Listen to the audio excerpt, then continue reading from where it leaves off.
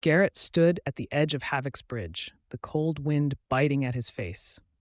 His mind was a whirlwind of thoughts, each one darker than the last. He had always felt like a burden, to his parents, to his school, to the world. The words echoed in his head. The world would be better off without you. He clenched his fists, tears streaming down his face. The river below roared, its currents swirling violently as if beckoning him to let go. Just as he took a step forward, a voice called out, "Garrett, stop!" He turned to see Aaron and Claire running toward him, their faces filled with panic. Aaron's voice cracked as he shouted, "Don't jump, please, just listen to us." Garrett hesitated, his heart pounding. "Why? My parents are better off without me. Brookside is better off without me. The world is better off without me. All I am is a burden." Claire stepped forward, her eyes pleading. "No, Garrett, you're wrong. You matter. You've made a difference in our lives, even if you don't see it." Aaron nodded, his voice softer now. "Yeah, man, I was going down a dark path before you stepped in. That day in the cafeteria, you gave me hope. You saved me." Garrett shook his head, his voice trembling. "I helped two people. So what? That doesn't change anything." "It changes everything," Claire insisted. "You don't know this, but I hadn't eaten in days. I felt invisible, like no one cared. But you saw me. You saved my life, Garrett. I can't let you jump." Aaron stepped closer, his voice filled with regret. "I was wrong, okay? I was jealous of you. You're smart, good-looking, rich. It's intimidating. I said horrible things, but I didn't mean any of it. You're one of the best people I know. Please don't jump. The world is a better place with you in it." Garrett looked at them, his resolve wavering. For the first time, he felt a glimmer of hope. "You really mean that?" "We do," Claire said firmly. "Just look at the difference you've made in our lives. The world needs more people like you." Garrett took a deep breath and stepped back from the edge. Aaron and Claire rushed to his side, wrapping him in a tight hug. For the first time in a long time, Garrett felt like he belonged.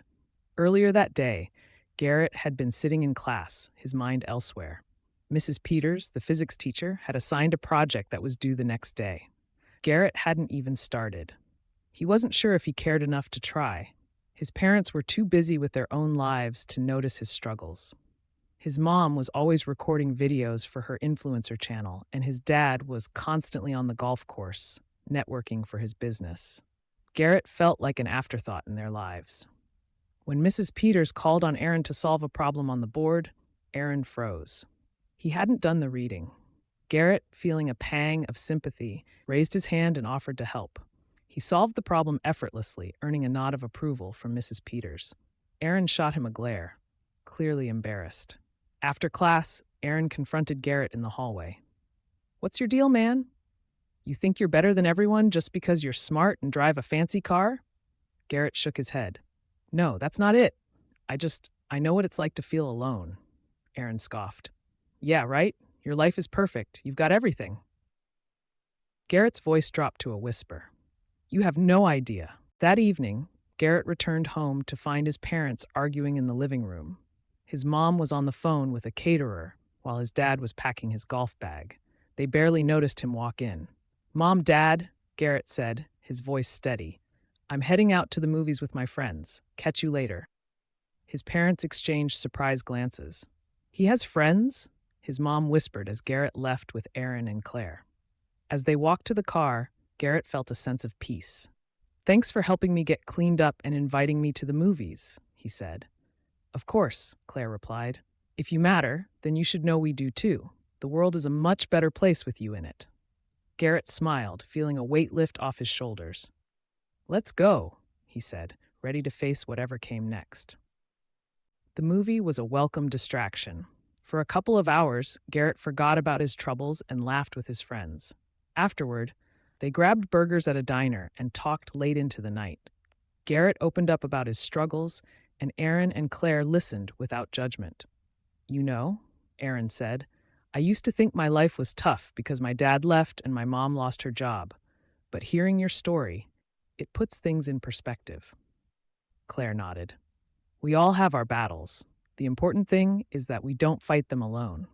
Garrett felt a warmth in his chest that he hadn't felt in a long time. For the first time, he felt like he had a real family, not the one he was born into, but the one he had chosen. The next day at school, Garrett walked in with his head held high. He noticed Aaron and Claire waiting for him by his locker, and they greeted him with smiles. As they walked to class together, Garrett realized that he wasn't alone anymore. He had friends who cared about him, and that made all the difference. In physics class, Mrs. Peters announced that she was omitting the project from Garrett's grade since he was new. Garrett thanked her, but decided to complete it anyway. He wanted to prove to himself that he could do it.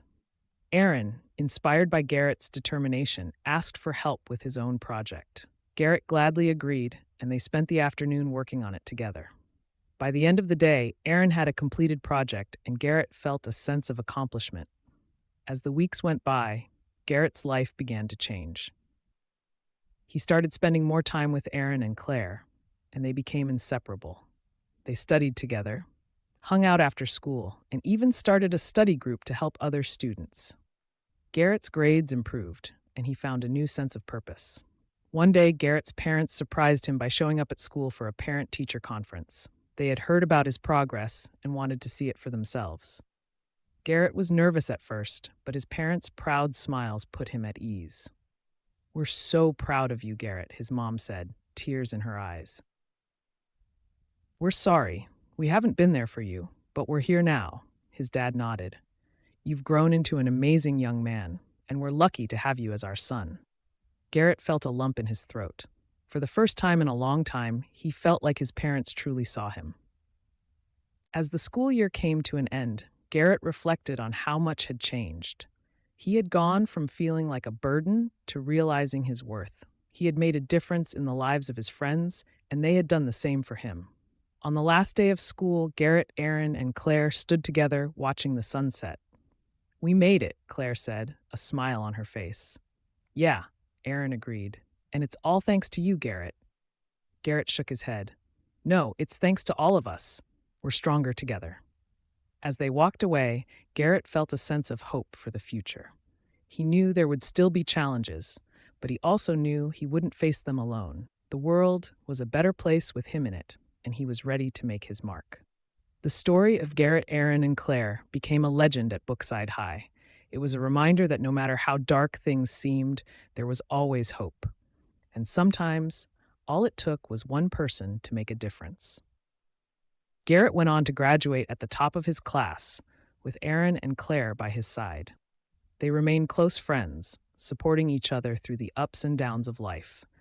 And as they looked back on their journey, they knew that they had found something priceless: friendship, hope, and the courage to keep going. The world was indeed a better place with Garrett in it, and he was determined to make the most of it.